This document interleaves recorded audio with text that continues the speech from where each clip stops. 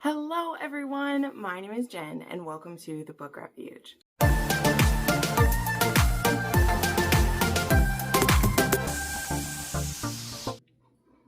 Hello friends, welcome to another weekly wrap up where I go over all of the books that I read in the previous week. I have one of these wrap ups for pretty much every single week of the year thus far. So we are on week 21, I think we're at 20 or 21, I don't know, which means we're like pretty much halfway through the year almost, which is nuts. That's just crazy. Yeah, this last week I was visiting a friend for a few days, and so the beginning of the week was a bit slower getting through some books, but then I had a really productive last couple of days, especially with some audiobooks and things, so it was a really good week. Sorry, I need my tea. I was showed this tea, the RYL Co. from my friend. I got it at Costco, and like it tastes like a Lipton tea, but like with a little less of that like fake sweetness in it. And it's sweetened with monk fruit. It's just so good. Like so good. Yummy. Anywho, that's my drink of choice today. So before we get into the books though, I did have some new supporters, which is so sweet, on my channel memberships, which are a great way to get early access to videos, also to help vote on topics, as well as once a month there is a members only live chat, which is really fun. There is Laura P. And then as for Patreon, there is Bard's Blonde. Also, welcome everyone. I love having you here. I hope you enjoy the perks on my Patreon, and thank you for supporting what I do here. It always means so much to me. But we went on about that last week, so I won't do it this week. Gotta space it out once in a while. But still, thank you so much. Let's get into the books, because a few of these, boy, do I have a lot to say. Both good and a little bit bad. It's gonna be fun. So first up, I did do a reread because I had the ALC of this book. And so I did read this one for the first time in April is when it came out. And then in May, we finally got the ALC. We were supposed to get the ALC before the book came out, but there was some production issues. And I also needed to buy my physical copy of it because I had to have a matching one. So The Prodigal Son, I got my model cover to match the other ones I have. I have all the Good Brothers. I was lucky enough to receive a physical ARC of this book that I read. And I love this one. It's a 4.5 star for me. So I won't go too deep into this one. But as for the audiobook, I'll speak to that for a second. This was narrated by Teddy Hamilton and Dane Anderson, I love them so much. Dane Anderson, I've only more recently become aware of him, and boy, he is wonderful. He does a great job. But just this was narrated in duet. There was also a female voice that did all of the female voices in here, because this was a romance, and so it was still duet. But then we had, I can't remember who it was who did the female narration for it, but duet, it was wonderful. This is about Isaac Good, who is the youngest of the Good brothers, and he has basically been kind of like kicked out of his family, or he ran away because his father was not accepting of the fact that he was gay. And in the subsequent years that he's been gone, a lot has happened. His father has ended up in prison for his bad works, and his brothers in previous books have all had kind of like their awakening and shifted their belief in God and how they felt on that. And Isaac has actually become a country music star, and he's currently on tour with that. And we have Jensen, who is 40 years old. He's about 12 years older than Isaac, and he is a preacher who has actually taken over the position at the church that their father spoke at. And Jensen, I mean, he has a much gentler view on things. Jensen is also very closeted, and he was actually sent to a conversion camp when he was young because his parents could tell, I guess, and they pushed him into that. And he holds a lot of shame about that because he is also, not only was he forced through that conversion camp, he became kind of a helper with it too. So he bears not only the weight of it being pushed on him, but him helping condition other people as well. So there's just a lot tied up in it. But when these two meet for the first time, Jensen is actually trying to go on a date with a girl who his parents kind of pushed him towards. And she happened to have tickets to an Isaac Good concert. And Jensen is actually a big fan of, well, he's not called Isaac Good. I'm sorry. Theo, his name is Theo Virgil is the name of the, like, his persona as that. So it's not an Isaac Good concert. It's a Theo Virgil concert. And he totally agrees to go with, a little bit because he wants to try to be on a date with this girl, but like 99% is because he wants to see Theo Virgil, and this is a great way to do that. And when they are there, they're like VIP tickets, and so they end up getting to meet him backstage, and Jensen and Theo, aka Isaac, really start vibing.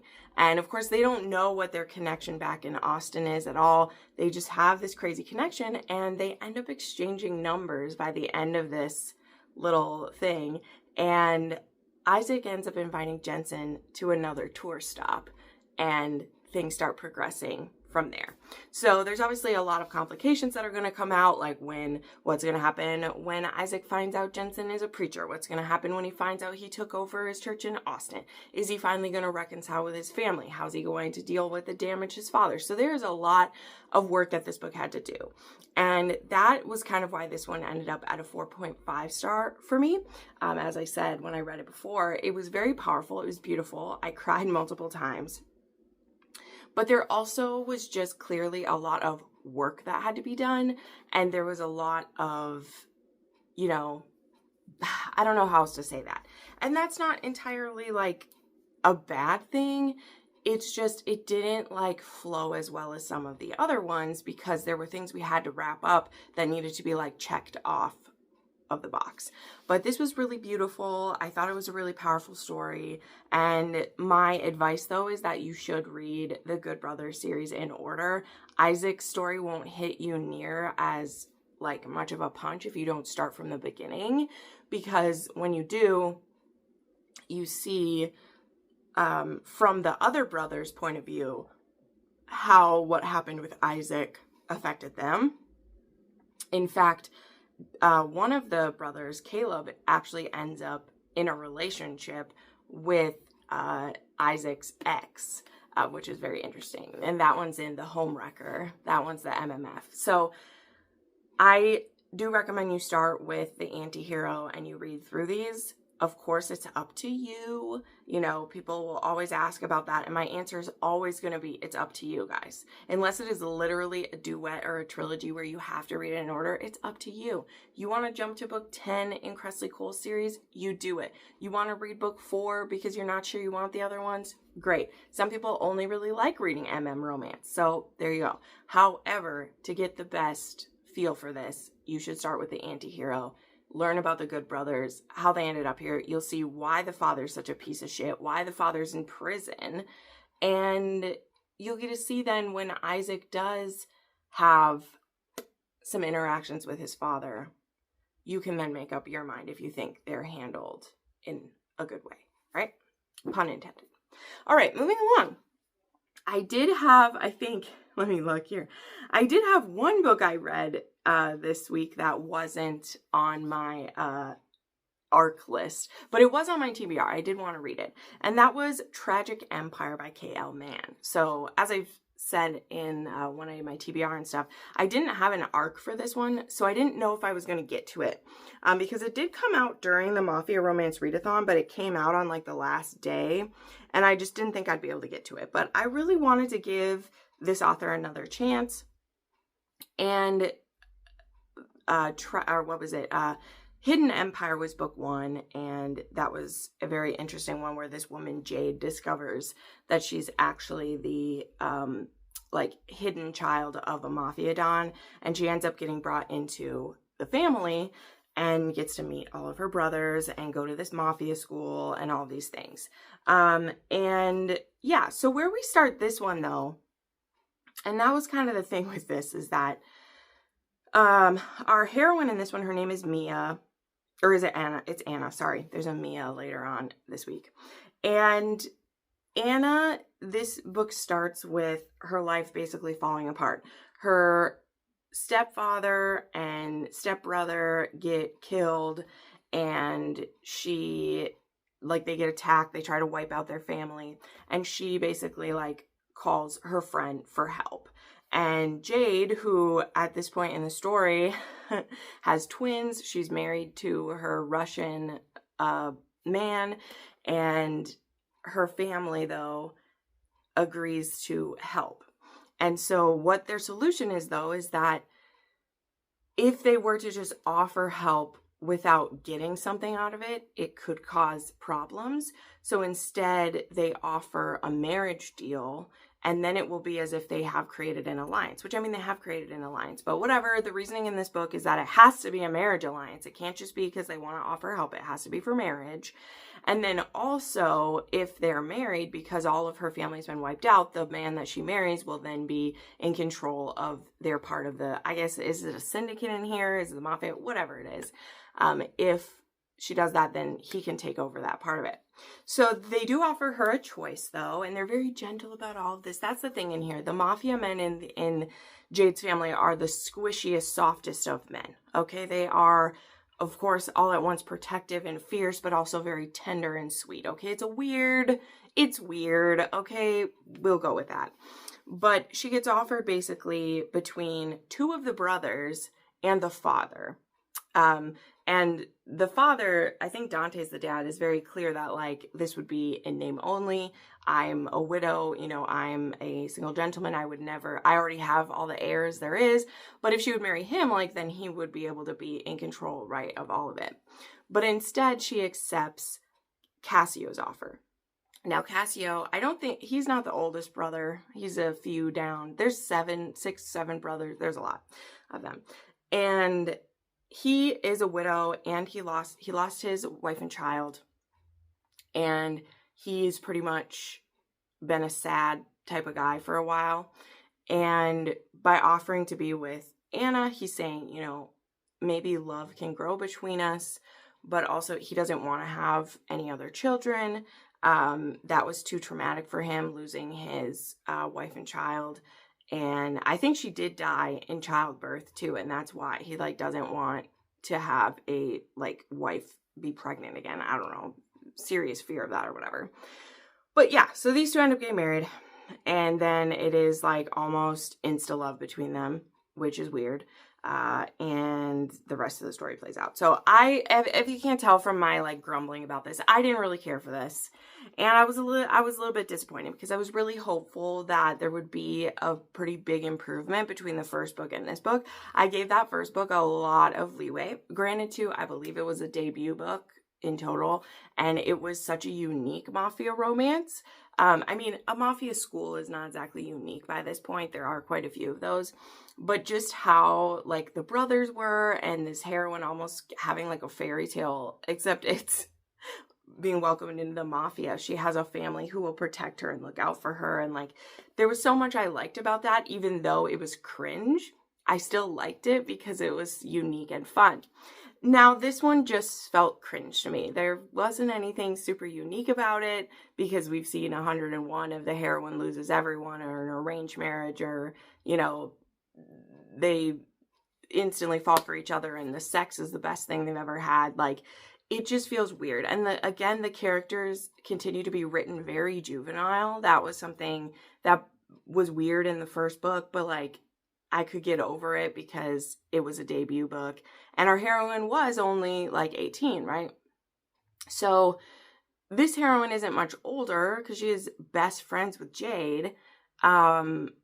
But it's just weird. And also, I feel like the timeline, I was never really sure what it was, because she was best friends with Jade, and they'd been friends for not a super long time, which, again, doesn't mean you can't have best friends really quickly. And Jade's twins are already 8 months old as well.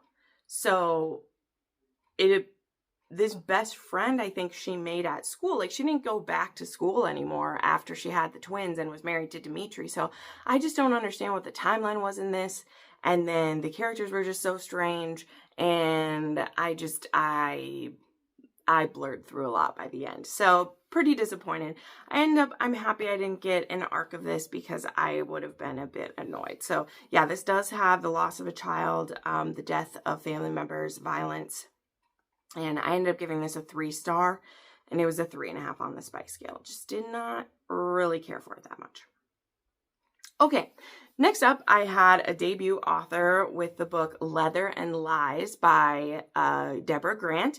This was an author who reached out to me on Instagram and said she had a dark cowboy romance along the same lines of, Bourbon and Proof and... not Bourbon and Proof, I just threw that out there. The Victoria Wilder and, what's her name? Elliot Rose, but like darker.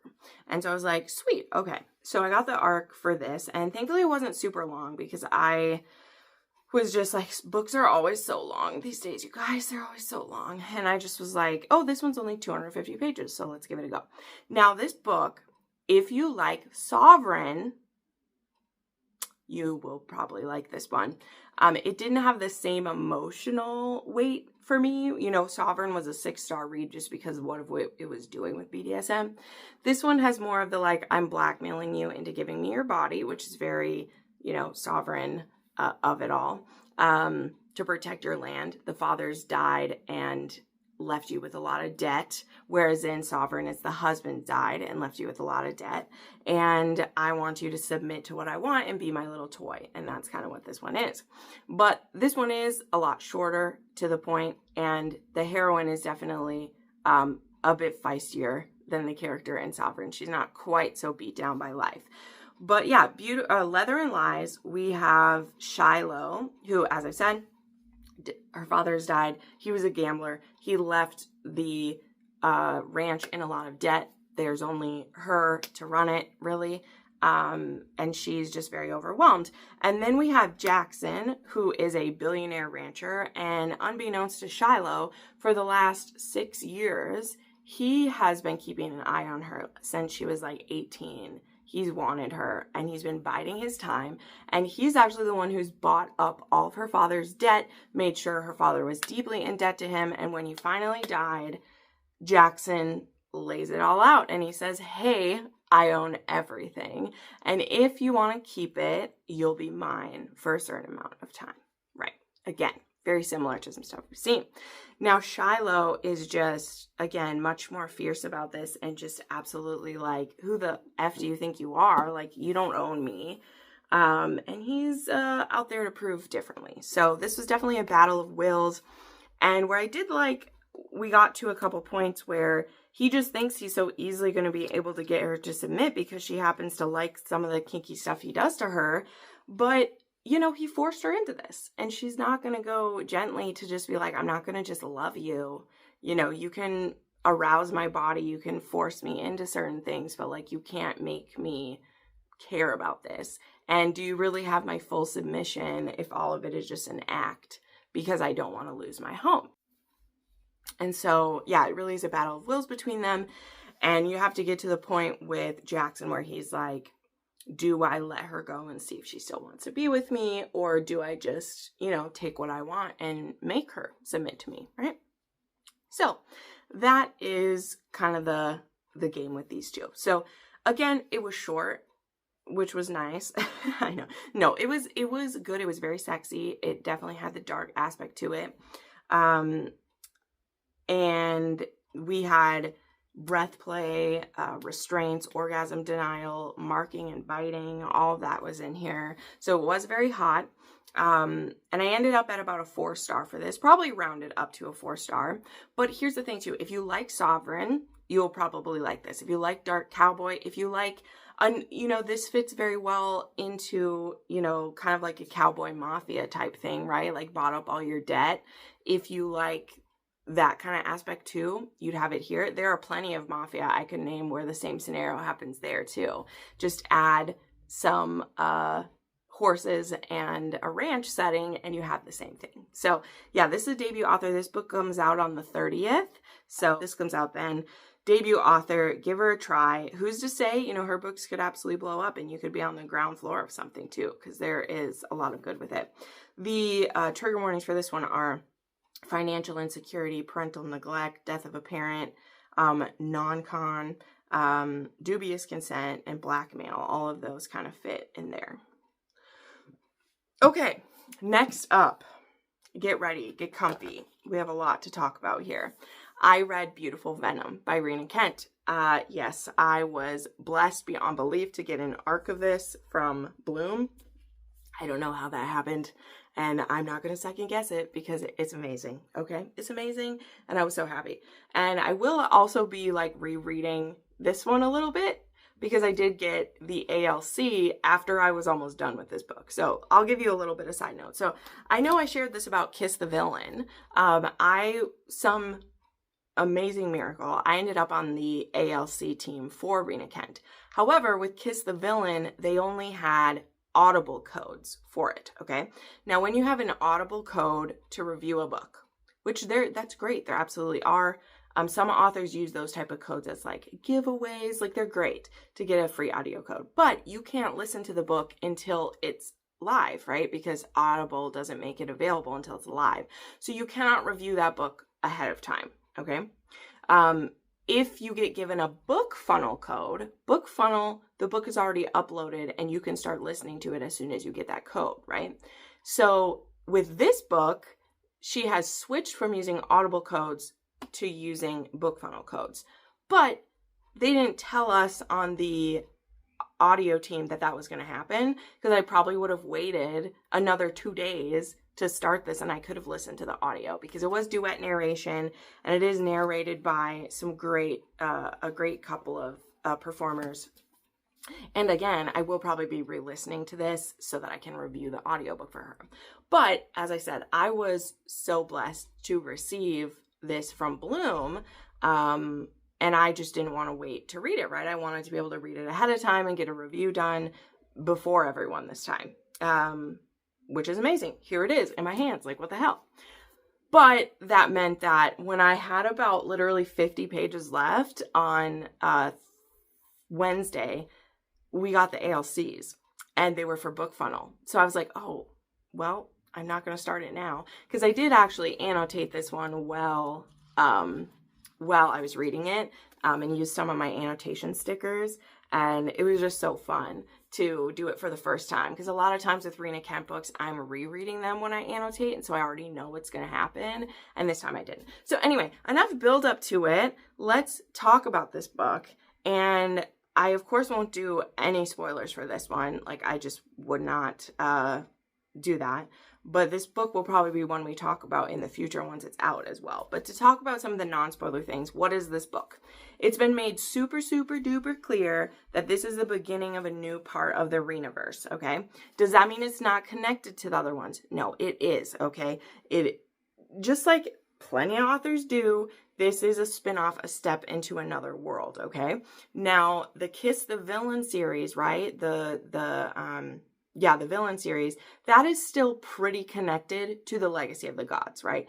That one, it's in the same place still. The characters that it's been shared who the couples are going to be are still people we already know in that world. Some of them have went to that school. So that school that school's in the UK, right? That one's in the UK. This is a college in the United States, but the hero of this one, Kane, he is the nephew of Caden, okay? So if you read Kiss the Villain, you already know this because it says at the end. But if you didn't read Kiss the Villain, you do not have to read it to read this. You truly, truly don't. There's only a few connections. And Rena did her very best to keep it completely separate so that you can just start with this. And I'm sure they did that, or she did that for multiple reasons. One being this is the first series that will be done directly with Bloom. So, this Kiss the Villain had an indie run of only a month and a half because Bloom immediately picked it up, but it was still done indie first, right? This will be direct from Bloom. So she wanted it to be, as disconnected as it can be. But, like most authors, it's difficult to completely disconnect from your world because you've spent so much time building it, okay? But this definitely is very different. This I would consider a secret society series, whereas like Legacy of the Gods, like it kind of is, right? You have the serpents and the whatever in there. And this is called Vencor, the place where, or the secret society that we're dealing with is called Vencor. But Kane, he is on the hockey team. He is in college. Our heroine, her name is Dahlia, and she is a scholarship student, and she actually has a goal of infiltrating Vencor, okay? Because she has a foster sister who is basically the only one she has in the world, who at the beginning of this book, her foster sister, Violet, is in a coma. And from the information that Dahlia has gathered, both like from Violet before she ended up in this coma after being attacked, and other research she's done, that a member of Vencor is responsible for her being in a coma, okay? And that is what we know when we start, so we'll start with that. So Dahlia, she has discovered a little bits and pieces about this secret society, and she wants to try to get initiated into it so that she can start snooping, okay? And so she knows that at the college she goes to, there are these 3 guys on the hockey team that all 3 of them are children of like founding members, so they could be her in to the society. And so that is when we have, let me get their names. We have Kane, as we said, Jude, and Preston, okay? And those are our 3, and they're friends, and they're all pretty savage, okay? Preston and Jude are just wild. There is a lot of killing in this one by college students. Let me just say that. It reminds me a bit of like, what's her name? S. Massery, where the hockey players are just murdering whoever they want. But Dahlia, she kind of makes herself known to Kane and does a little flirting with him and asks him about Vencor. And, she should have been kind of suspicious. She should have. But Kane is like, sure, I'll get you a spot at initiation. Sure. And so she ends up, she thinks he is the nicest one of the 3 and will be the one she can use to like get in. Well, Kane is a sociopath.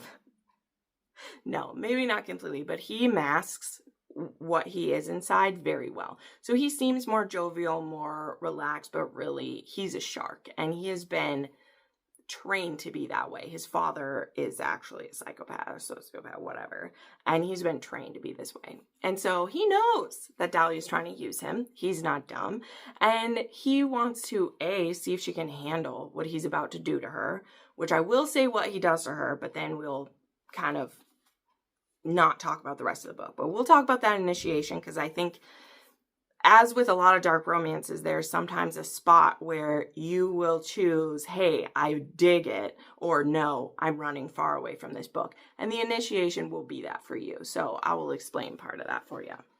But anyway, so she gets invited to this initiation, and she starts to realize immediately that Kane has kind of tricked her. Like, he's given her what she wants, a chance to be initiated, because she's there, she has this chance, but he also had seen right through her, and he was not fooled by her flirting with him and trying to get her way in here, okay? So, she ends up getting this invitation to initiation, and I won't go grab it, but with my copy that I got from Bloom, they sent me a sheet that had like the rules of initiation for it, and you get this invitation, and what it is that the person who is sponsoring you, which in this case it's Kane, they will have different tasks for you to complete. And if you turn down any of these tasks, or more than 3 of these tasks, then you immediately lose, you get banished, and you can never come back to the area that you're at. So it's like, if you try to get into this, you're kind of risking literally everything. But also there's initiation. Now, initiation night is different for each person. We get from Kane's point of view that like, you're supposed to find what the worst fear of the person is, and then put them through that, okay? So for him, what the initiation that he puts her through is, I'm just saying it, get ready here, a very brutal fucking. That is what he puts her through. He tells her she has a safe word, but also it's like she needs to get through this initiation, so she's kind of forced to let him do it in that aspect. But he gives her the safe word before she ever shows up. He's like, you're going to be invited to initiation. If at any time you want out, you say red. But then the rules of leaving the society are at play. Like, you would need to go, you're gone. That's it. You can never mention it again, or like you will be killed type of thing. So she gets a safe word, and then she gets kind of led to this place, and Kane is there and literally puts her down on the ground, starts taking off her clothes, and fucks her there.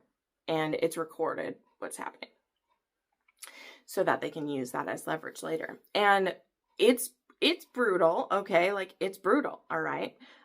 So it's one of those that, like, this is a consensual thing, as in she has a safe word, like, she absolutely can get out, but it's brutal as well. Like, when she tries to fight him, he's like, anything you do to hurt me, I will do back to you. And that's always intense when you're in a situation with, like, a male and a female, and the male's like, if you hurt me, I will hurt you.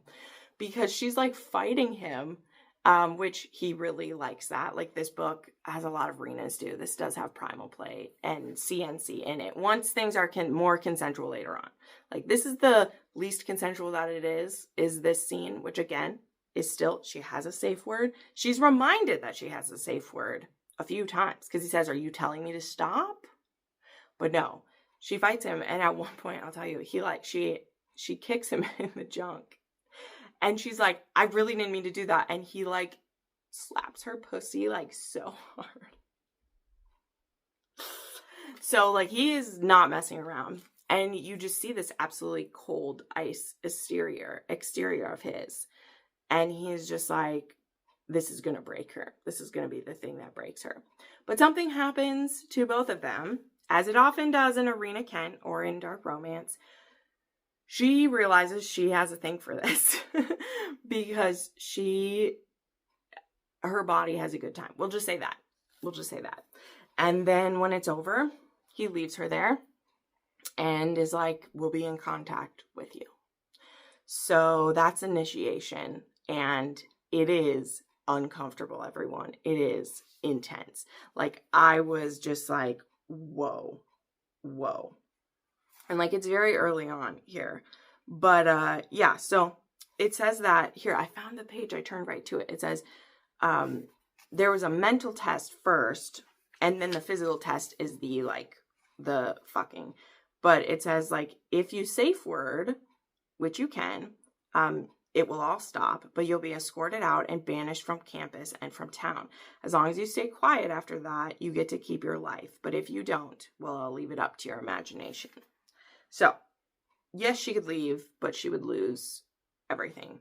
And right when it's about to happen, he puts a hand around her throat and he's like, say red or submit. So, it's wild, you guys. Like, just be prepared for that, okay? So, enough of that. I'm not going to say much more about this story, but what I do want to say is character-wise, I want to talk about them a bit, because let me tell you where I got. I gave this book 5 stars, okay? It was almost a 6-star read, okay? I truly had to think about it, but my rule, I've shared this. If I have to think about it too hard, then it's probably not a 6-star. That's not always true. Sometimes I think on the book and then it is a 6-star for me later. Like, that's happened with some other books I've read this year, but there was a couple things that held it back from being 6-star, but it was a 5-star. And the main reason that it's 5-star in a way is Dahlia. Okay. This may be,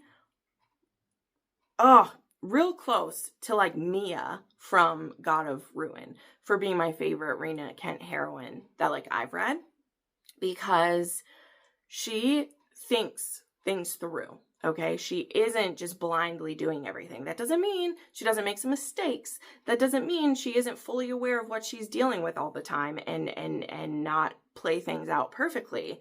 But this girl is smart, and particularly there's a few times where in other books a heroine would have a dumb reaction where you're like, girl, just chill for a minute and figure it out. And Dahlia does. And I appreciate that about her so much, because it makes her a fitting match for Cain. And she can tell by certain ways that he deals with her that he's not actually going to kill her. You know, he might think that he would or whatever, but she's like, nah, you like playing with me too much. And it gives her some wiggle room to find out more about him. And she realizes she does like the games that they're playing quite a lot. And sure, she'll give the lip service of like, fuck off, I hate you, like you're forcing me to do these things. She's also not completely an unreliable narrator, and she realizes that half the enjoyment of it for her is that he is making her do things, right? And that's what CNC is all about. So Dahlia really did it for me. And Cain too, okay, wow. He's one of those characters where you start off and you're like, Rena, give me some things to like about him, because it took a while. It took a while for me to find things I liked about him. Like what kept me hooked in the first like 150 pages was just, how is Dahlia going to dance around all of this? Like, how's she going to find out what she needs to know? And so I was really hooked on her. And it isn't until, you know, we slowly start to thaw Cain out a little bit and we start to get the bigger picture of the situation he's in and how he got there and what his family life has been, that you do have more empathy for him. Because you can't help but know that if he was conditioned to be this way from the time he's a child, it's a miracle that there's any softness in him at all, you know? So he then became fascinating, you know, from like the middle part onward for me. But he was tough at the beginning because, you know, I think back to like the most unlikable characters in Legacy of the Gods, right? Like there's a lot, like I won't even use Jeremy because I just didn't like Jeremy. I'm talking about ones that started out so hard, but I like them. And I think Landon is the best example. Like I truly really hated this guy, but I was also so curious about him because he was almost like the Joker with his like devil may care and I will do whatever I want to do, and I like messing with both my friends and my enemies. Like there was just, so I was intrigued about Landon, but I didn't really care for him until we got to see his insides a little bit, right? And it's the same, you know, like Cain was that for me as well, where I'm like, I don't know what to like about you. You seem like a board, like unmoving, stiff, and just like no personality, right? But as it comes out, it's extremely rewarding to watch as it shifts. So like I said, I was riveted by this book. It did take me 3 days to read it because I did read this on vacation. And I had to find time to like, get in pieces of it, but I was so hooked by it, right? I can't wait to listen to it. Like I said, I'm going to reread this with the audio so I can review that. But anyway, we need to move along. But my point being, the thing that kept it from being 6 stars, I will say, is that as I said, I think Dahlia was so smart until she wasn't, right? Now, for the third act of this one, I think she loses some of that. Now, I think Rena kind of gives you a reason why she ignores some of her instincts and the things that we've seen her show again and again. I don't want to tell you all of those because you just had to read it. But I think that to make the third act work, we then had to lose that part of Dahlia to get it. But it was for such a short amount of time because it's almost like she just has a lapse in judgment and then we get our Dahlia back, which could definitely happen. So it didn't cause me to deduct points from it. It just kept it from being 6 stars because if she'd if there's one scene in particular, like you'll know it probably when you read it, that if she reacted differently right there, if she had usurped the obvious choice, this would be a 6-star book. It'd be one of my favorites of the year. Okay. But she didn't. It was a bit too predictable with how that would go. So, anywho, it's a 5-star read. I loved it. 4.5 on the spice scale. This one has, are you ready for it? It has anal, breath play, CNC, and free use as dubious consent, kind of non-consent. He's too big, praise and degradation, primal play, spanking, and squirting. Okay? Because that's Rena Kent. She gives you the whole smorgasbord. This also has trigger warnings for blackmail, child abuse, drug abuse, financial insecurity, gaslighting, kidnapping, parental neglect, PTSD essay kind of by the MC. And what else? I wrote a few, reference to childhood essay, not by one of the main characters, but it happens to someone else. And knife play too. I forgot. There's some knife play in here as well. So it's Arena Kent. It's a whole ball of fish, okay? But this is the start of a new series, so if you aren't all caught up on Legacy of the Gods, you don't need to be. You can jump right into that when it comes out, I promise. You don't need to read the whole background of Renaverse because besides a character being the same, there's no references to previous situations. There's no references to previous books. Again, beyond he does talk to his uncle at one point. So it isn't even, you really don't have to have read any of the other stuff. Okay, let's keep moving. Because then I did read a good book by Julie. And this was the final book in the Sunday morning series. And this one is about Gabby. And I'm going to talk about this one kind of quickly because we need to move along. I have another one I really have to talk about for a long time. So this one is about Gabby, who's the youngest sister. And she is in college at the beginning of this. She's just getting to college. And she goes to the same college as Matt Corey. Now, if you've read the other two books, you'll know that Matt is the guy that Sarah is dating at the beginning of the series. And she actually ends up with Matt's older brother. And now, it's been a couple years. And Matt is been at this school. I think it's close to his senior year. I don't know what year he's at. But Sarah goes to this school. Or not Sarah. Gabby goes to this school, and so does her friend Ben. Ben is a music major. He is hopelessly in love with Gabby and just watches her fawn over Matt and all these things, but he's a great friend. So much so that he actually helps her practice kissing when she is like, wow, Matt was going to kiss me, and I don't know how to kiss, so I need to practice. So Ben agrees to practice with her. This poor idiot, okay? This poor idiot, right? We love him, but dummy here.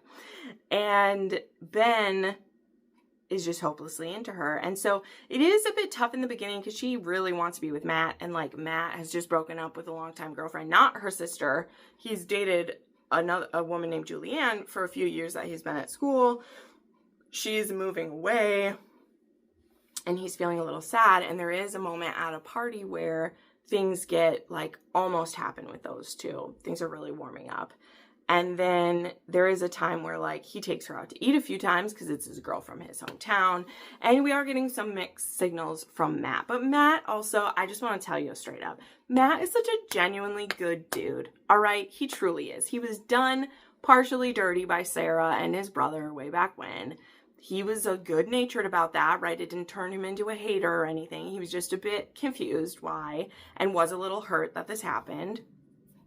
So, he doesn't come off being perfect back then, but he certainly is a good guy. And he's a good guy in this one too. There's no villain in this book. There isn't a villain in any of these books, okay? Even, right, Gabby's parents, her dad's the preacher in the town. Her dad's been a bit stubborn about his kids falling out of line of his.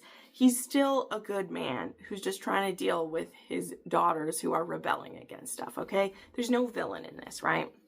But anyway, she's falling for Matt. But after she has this pretend kiss, well, not pretend, but she has this kiss with Ben, she's starting to feel something. And then there's a moment where they kiss that isn't practice. And she's just like, whoa, what's going on? So nothing super happening with her and Matt yet. And now she's being torn of ooh, what's happening with Ben? This is my friend. But I came to this school because I wanted to be with Matt. What's going on, right? And then Ben gets sick. And he ends up with meningitis and he loses his hearing. And everything changes because Ben is a music major. He was at school to become a conductor and to teach high school band or something. And now he can't hear. And so that really throws everything askew. And just as she possibly was starting to open up to the possibility that her best friend might actually be the one for her, he's ripped away from her and begins self-isolation and just a depression. And so, yeah, I don't want to like spoil the whole thing because all the really interesting stuff is like happening in this. But she then, you know, has to decide, like, is she going for something with Matt, or does she want to not only help Ben, like, get himself back, but be with Ben? And again, like, Matt honestly helps with that a lot. So that's why I want us to give Matt props, because there is an opportunity for Gabby and Matt to be together. There is. There's a time where things could happen. And even Matt is like, I can't promise that we'd be together. He's like, I don't make those promises anymore. But he's like, we're attracted to each other. We could give it a go. And then Gabby realizes, like, I think you meant more to me as like an ideal than as a real thing. And Matt, again, he's such a good guy about this, okay? I truly am sad that, like, I hope Julianne gives him an AGA in some place, because Matt's just been really kind of drug around a bit by these sisters, you know. But anyway, this book also has, I'm going to tell you this, okay, and not tell you how, but this is also an accidental pregnancy book. And it is between Ben and Gabby, okay? It isn't someone else's. But put in Ben's deafness and him just recently going deaf, and him purposely isolating himself more and more. Like, he doesn't want to try to learn sign language. He doesn't want to try to read lips. He just wants to be alone in his suffering. And we have Gabby, who is just now realizing how deeply she needed Ben and what she needed from him and how she wants to help him. And then that leads to a night where she's comforting him, and it leads to more. And then it leads to him being like, there's nothing I can give you. I'm useless now, and pushing her away. Only now he's left her with a baby. So that's what I'll say about this. But I want to point out one other thing too. Like, these books take place in the 1980s. Okay. And imagine the time you're in the 1980s, where there's no FaceTime. There's no, there's no Google Hangout. There's no Skype. That's what I was looking for. And your best friend, who's deaf, refuses to write you letters. He can't hear you on the phone. That is complete isolation. Like, he can just choose not to try to communicate, and there's no way to reach him. If he won't open your letters, that brings a whole new meaning to it's a secret baby, because the dad doesn't want to know, right? So anyway, I've just danced around all of it and teased it, but I want to tell you this. I gave this book a 4.5 star. I couldn't quite push it to a 5 because there were some parts that were just still pretty annoying. And also, Julianne just really likes to make you suffer, but compared to what book 2 was, The Apple Tree, which just was traumatizing to me, I don't care if that's dramatic, that book hurt me. And it was almost like cruel in how it did it. Like, I almost didn't want to read this one. I really didn't. But I signed up. I loved the cover, and I signed up for the ARC. And then I got the ARC, and I was like, you know what? Let me just try it. I'll read 50 pages. And if I don't like it, I'll skip. And what do you know? On Tuesday night when I was at home, I stayed up until 2 and finished it. Because I was hooked on a good book. Okay? It was so real. And it felt so devastating. And Gabby and Ben are kids, okay? Like, this really is a new adult romance. It really is just, yeah, it hurts to read it sometimes. And you were just like, kids, get your shit together. But then you remember, like, they're kids. And they've just had so much thrown on them. Like, illness turns into a disability, and he loses all of his dreams for the future. He has to come up with new dreams. Like, he loses all his dreams for the future because he can't hear, and his his dream relies on hearing, right? It's not like he wanted to be a math teacher and he could still do that, you know? So yeah, this felt so real. So yeah, this was a 4.5 star. It's probably my favorite of the 3, like, really. And you could read this one without reading the others. However, I feel like it does like Sunday morning at least would probably be a good one to read. But if you don't want to read The Apple Tree, I completely understand. That one deals with self-harm and like alcoholism and stuff in a young person. Like that was tough.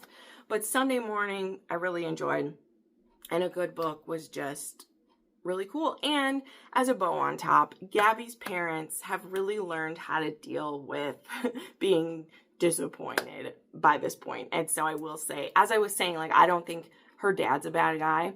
I really didn't think that in this one, because he behaves himself much better, and he loves his daughters, right? And he just didn't react well to that with Sarah, or really with. All right, moving along from that one. Oh yes, yeah, that one has illness, and there is a little bit of other woman, other man drama because of being in love with or thinking they like other people. Okay.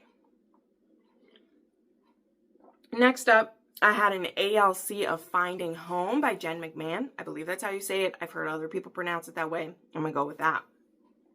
This book is already out, and the ALC actually just dropped as well, so you're able to get these. This is the first in a new series from Jenn McMahon, and this one is this woman, Blair. She is actually the wife of a mayor in California, and she discovers her husband banging his secretary, because of course he is, and she decides to get out of town and go to someplace completely new.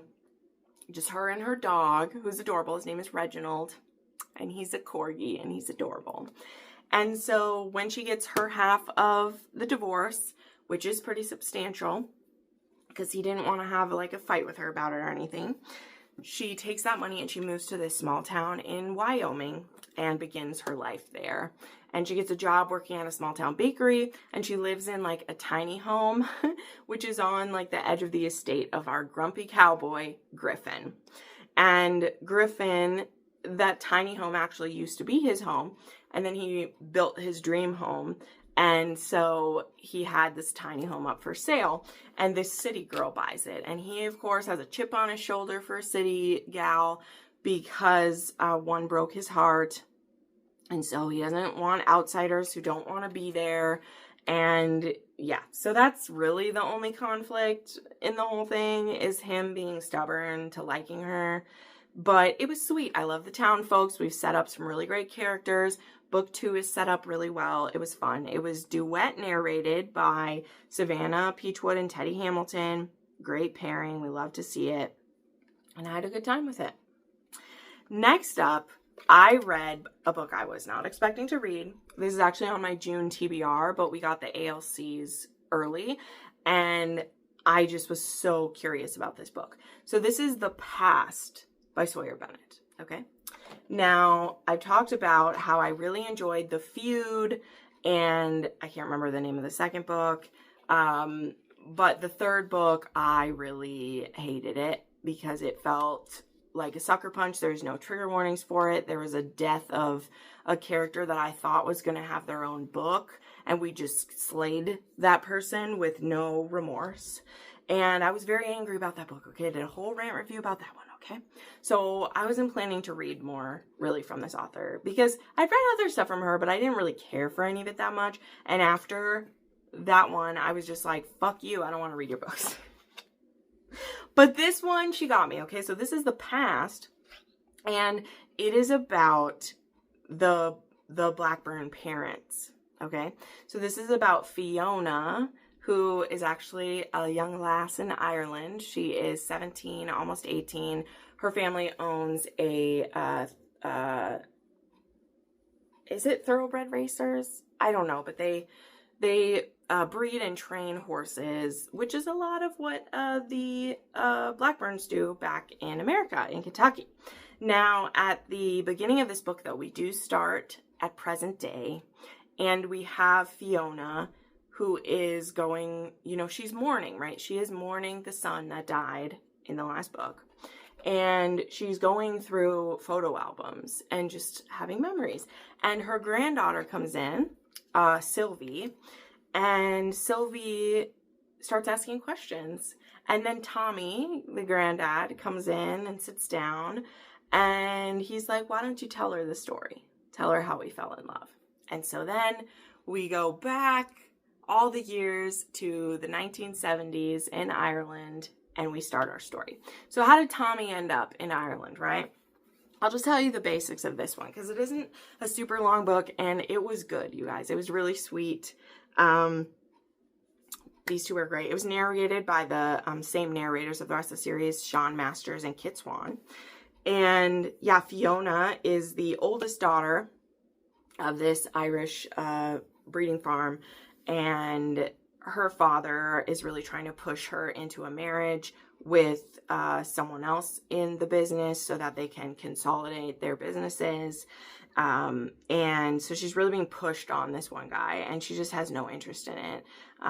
In fact, she's really into racing, and she wants to race steeplechase. And her uncle, her father and her uncle equally split the business. Her uncle handles the training barn and things like that, and her father handles like the breeding and like the business side of it.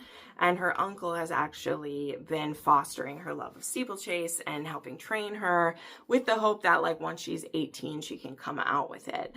But, you know, her father, again, is really trying to push her into this marriage. Enter Tommy, who has been causing some problems back home in Kentucky, been living a wild life. And his dad is like, son, it's time to get it together. He is between his freshman and sophomore year at college. And he's 19. And his father sends him to a friend who he knew, I think, maybe they went to school together or they met. I can't remember how they met, but that friend is actually the uncle.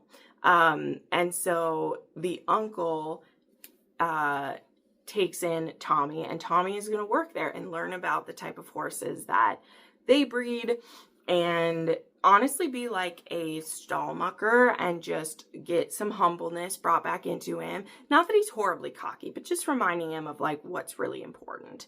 And also he's like, you can learn, like you're going to be running the Blackburn farm. You should know how other farms work. So it's a very amicable thing. Like he is being kind of forced to go there, but it's not kicking and screaming, right? And honestly, Tommy's like, I could meet some hot Irish girls, go to the pub sometimes, learn what my dad wants me to learn, and I'll be back. So again, he's forced to go there, but it's not like he's going to be aggressive or angry to be there. Like he's honestly, as soon as he gets there and like meets the uncle too, and he just loves him and they get along so well. And yeah, and then when Fiona and Tommy meet each other, I think he first sees her when she's like riding maybe, and there's an instant connection. Okay, so this is instant love between them. It is. But also remember too, like this is a story that they're telling their granddaughter as well. Of course we get more of like the details of it, but you know, it is a bit romanticized too. So then it becomes kind of this forbidden romance because she has someone she's supposed to be pushed into marrying. And like, I think it's in front of Tommy too, that the dad is like, your fiance is going to be coming to take you on a date. And Tommy's like, oh, she has a fiance. And she's like, when her dad walks away, she's like, no, I don't. He's trying to force me to marry a guy. I haven't even went on a date with this guy. And so Tommy is like clocking all of this, and he's just like, wow, this girl is being forced into all of this. And he kind of teaches her to rebel a little bit and gets her to hang out with him, and they fall in love. And I don't want to spoil how it goes, but obviously we know it works out. Obviously we understand that they will end up back in Kentucky and will have started this, you know, will continue the legacy because his family already had started it too. But I enjoyed this so much. It was really sweet. It was a very, you know, it was funny too because within this series of like cowboy romances, it still felt pretty cowboy with like the farm and everything, or the breeding farm and everything. But it was like a new adult romance, right? Because she's 17, almost 18, and he's 19. And you know, so that's not an age gap that wasn't inappropriate. It didn't even feel like it. Plus, remember, it's the 1970s, so there's even that too. And also, none of Sawyer Bennett's are really heavy sex in them at all anyway. And in this one, even more so, it was very much like a romanticized, very fluffy words used for the sex between them two. It was very much first love, first time, and it was achingly sweet in that. So the spice in this is only like a 1.5. It's nothing crazy, but truly the way they fell in love and the way that as young people, they're trying to figure out if they can make this work or how they're going to fight against her father. Like, what will his dad think of it that he sent him there and he's fallen in love and just, you know, it isn't even the whole summer. Like, it's pretty quick that they fall in love and everything. But you also believe it of them because you believe it. You know, I didn't disbelieve that they would. And I will say this one really felt like a movie. Like, this really almost felt like a Downton Abbey thing, you know, where it's like forbidden love and, you know, the father thinks that he's too good for it. But it's also at the same time, like, again, Tommy is from a very wealthy family and they are a counterpart to, you know, they are not a competitor, but they're like a peer of theirs too, you know. Her father wants to get into the Kentucky like business too. So anyway, I gave it 4.5 stars. And to me, this one was kind of tied with the first one for me, for how much I liked it. So highly recommend. This comes out on June 3rd and it was worth it. I still stand by, I think you should skip the third book, not the second book, because it was devastating. But I still recommend books 1 and 2, and now book 4, which is actually like kind of a prequel, because they were beautiful together. Okay, now we're to our last book. See, I still found a way to make it over an hour. And this one, I'm glad I finally finished. I'm proud of myself. I did read Be With Me by Gabrielle Sands. Now, I started this one almost as soon as I got it. I did receive, of course, see this beautiful arc from her. Love it. Look at the berries on it. This book, I'm so happy to have it, but I just was not like, I just couldn't focus on it, okay? So I did get the ebook when it came out, though, so that I could at least give her pages that way. And I finished this last night. So this is a spin-off series, of course, from her other books. This one most directly spins off of the duet that was When He Desires and When He Takes. And in When He Takes, we meet the Ferreros, who are an Italian mafia family. And in When He Takes, our hero in that one, Nero, I think is who it was, he's forced to like work with the Ferreros for a short amount of time. And then we get introduced to all of them. And so Romello ends up being the first story we get. And Romello, I think he's the youngest brother. I actually don't remember. Yes, he's the merciless youngest son of the man my father has sworn to destroy. And so, yeah, so he's the youngest son. And our heroine, Mia, oopsie. Yes, this is the one with the Mia in it. She is the daughter of a man running for mayor. And he has sworn to clean up the streets and take down the Ferrero family. So that's why this is like Romeo and Juliet inspired. Their families hate each other, trying to bring the other down.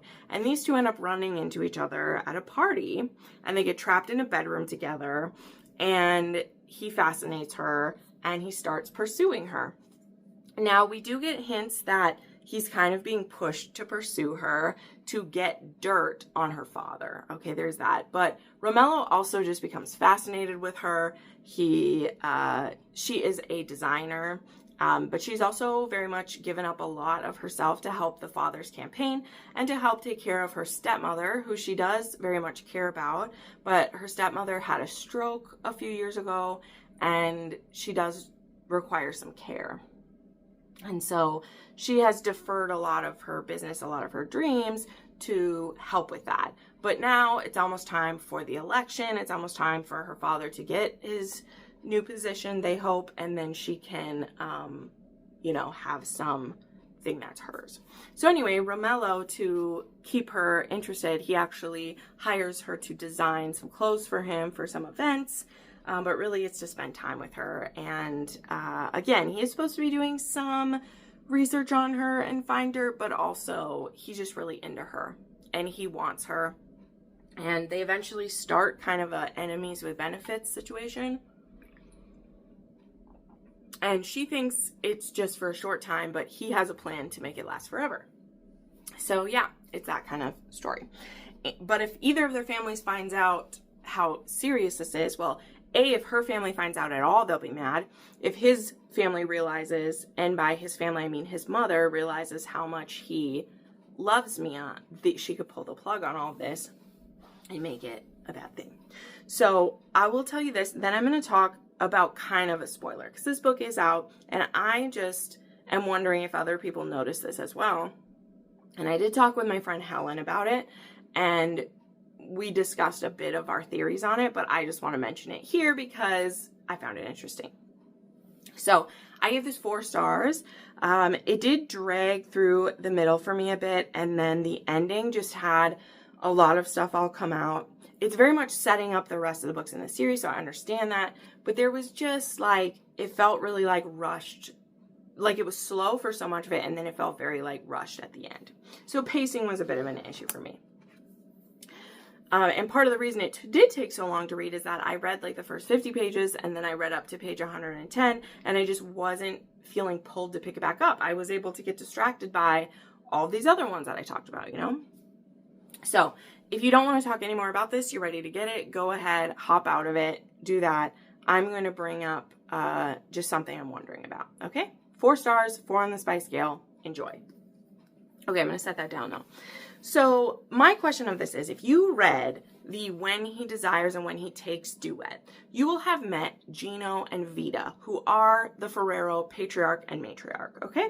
And we see them grant a bit of mercy to Nero, give him this opportunity to get in their good graces for the problem that he caused. Well, it's actually Raphael caused it in the previous series, right? That's the whole point of that duet, is first Nero had to pretend to be dead, and then when he needed protection for his his woman, he had to go back to the city to get protection, and they said, you're gonna work for us. And then Vita actually made a deal with Vita and Gino make the deal with Nero that if they help them undermine the Russian Bratva and they're successful in taking down their competition, that they would grant that the debt is paid, type of thing. So we see that in that book, Vita actually comes to meet with the heroine, which I can't remember her name right now. I'm sorry, it went out of my head. Wait, did I actually read it earlier this month? I did. I read it earlier this month. Blake. It's Blake. And Vita makes a deal with Blake to convince Nero to do the job. And she offers her one favor of any kind in return. Now, Blake originally plans to use that to help her get away, blah, blah, blah. That's that story. So my point in bringing this up is that Vita, though she was very much had her own agency and was willing to offer that deal kind of behind her husband's back, I really just saw it more as them being a team. And like Vita saw that she could maybe appeal to Blake because she knows that when a man really loves his woman, he's willing to kind of give her more latitude than someone else, probably from experience, because Gino adores Vita.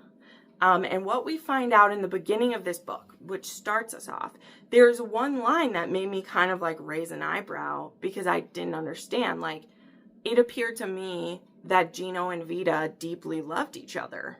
And that was where her boldness to make that deal came from, is that she saw the opportunity to really seal the deal, and so she did that.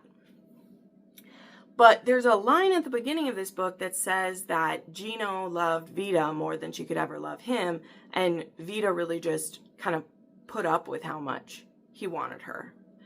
And that line, I was like, that is not how I read that situation. That's interesting. And even more so as we go through this book, we discover that Vita is a cold-hearted bitch, okay? She is a cold-hearted bitch. And the things that she's had Romolo do when he was a young man, like almost a child, are awful. Now, I know this is the Mafia. Like, I know that. But one of the things that I love about certain Mafia is that they love each other so much. And you would never want your child to go through that. If you were the Don, you know, this isn't, and it doesn't have to do with an arranged marriage thing. Like, the thing that Romulo had to do has scarred him forever. He has PTSD from the things his mom made him do. And she just acted like, well, that's just what we do. She is soulless, okay? She's soulless. And it's actually the mother who is kind of the villain at the end of this one. Not the only one. There's more. But it's very clear to me that that Vida is being set up to kind of be the issue through this whole series. And I have a feeling that in each book, from one of the brothers' point of view, we'll find out how Vida has messed them up. Like, I think that's where we're going with this. And I just am wondering if when people read When He Takes, if they felt the same way I did, that Vida was just very enterprising when she made this deal with Blake. Not that she was trying to one-up her husband, but that, like, he was appealing to Nero and she appealed to Blake, because Blake is really the one that, you know, Nero's going to listen to. And she knows that as a woman that Nero would listen to her. But the picture that gets painted of Vida in this book just felt so off. Now, the discussion that I had with my friend and what came to mind is there's two things.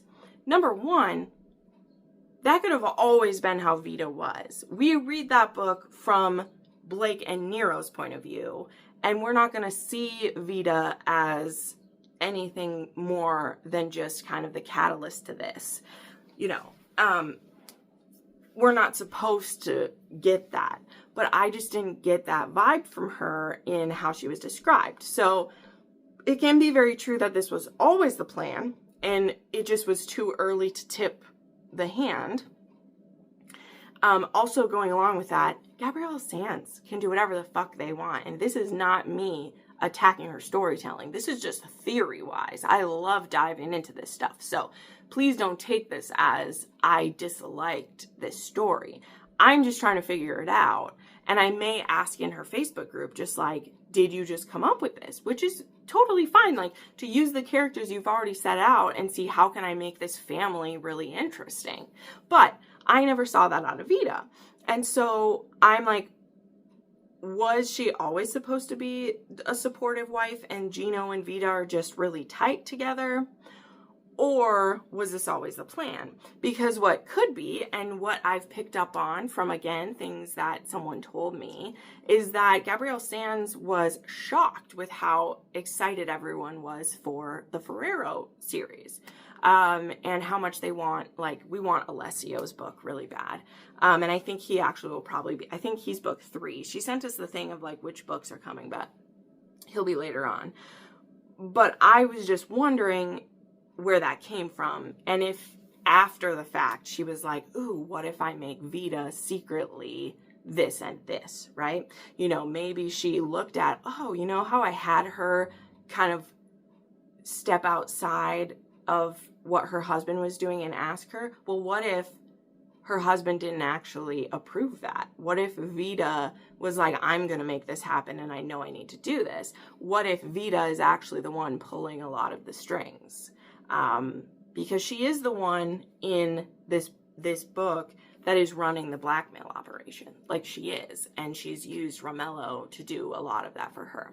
So I just want to put that out there. If you've read all the books by Gabrielle, if you've read that duet and you read this one, do you think that I just missed it? Or do you agree that, like, she might have just taken that little seed and this is what came to her when she started writing? Because that is absolutely okay. Again, I am not dissing how she did this. This is just discussion of, like, do you think that she came up with it? Because that's cool if she did. That's cool if she already had this laid out. And then it's like, ooh, you know, maybe I do feel that out of Vida. Because I fucking hate this woman now. And I thought she was really cool in that one, right? So it's just interesting to me because, again, I foresee that because of how some things ended in this, I won't tell you, but Vida is very much like a bad bitch. And not like a bad bitch. Like, she's bad. She's evil. And soulless, in my opinion. And that she never loved Gino. who he adores her. And to see where things end in this book, you're like, I'm pretty sure Vita is going to be a reoccurring character and be kind of the through line villain for this, because if she fucked up Romulo like this, there's no way she didn't to the other brothers as well, you know? And I think when we get their POVs and we're dealing with it, we'll see what she did to them. That's my guess. And I think it's a cool thing, you know, like, I mean, we read plenty of moms being bad. You know, that's not new in books. But within Mafia, having a Mafia mom not just be mean and like setting up an arranged marriage that someone doesn't want, but actively have gotten her children to do things that harmed them so that she can be successful in things, or the family can be successful in things, is an interesting choice. Like, truly it is. So, all right. That's enough talk here. We still made it over an hour. Look at that.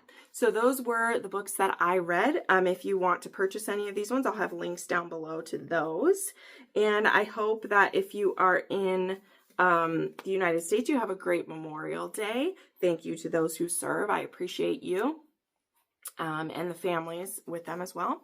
And yeah, I hope you enjoyed my thoughts on these books, and we'll see you next time.